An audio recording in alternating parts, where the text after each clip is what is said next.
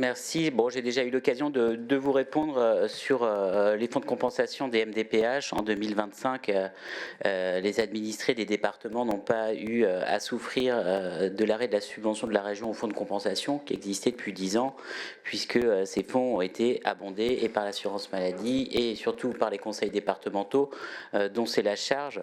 Je rappellerai juste que certaines MDPH, notamment à Paris, ont profité de ce qui était prévu initialement comme un coup de pouce de la région pour thésauriser et s'asseoir sur 2,5 millions d'euros en trésorerie. On n'est pas là pour financer la trésorerie ou autre de la mairie de Paris. Il y a d'autres départements qui se sont totalement désengagés et qui ne versaient plus 1 euro au fonds de compensation des MDPH.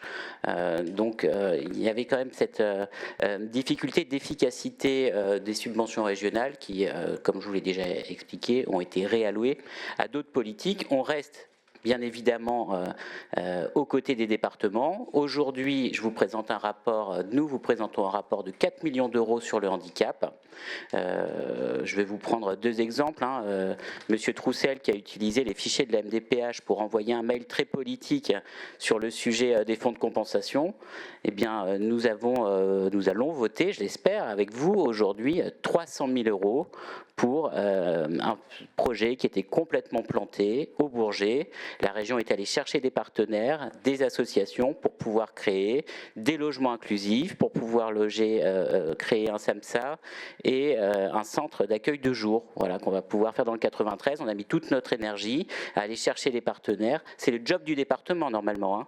Nous l'avons fait et nous finançons parce que nous considérons que dans le 93, il y a un manque de ce type de solution.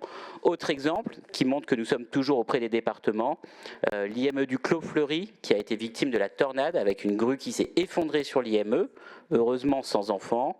La présidente s'est rendue sur place. Dès la semaine d'après, nous étions avec l'ARS aux côtés du département, avec le cabinet de la présidente pour réaffirmer notre soutien, alors même que nous venons de voter il n'y a pas si longtemps une subvention et on vous repropose aujourd'hui une subvention de 300 000 euros pour aider à la reconstruction de l'IME du Clos Fleury.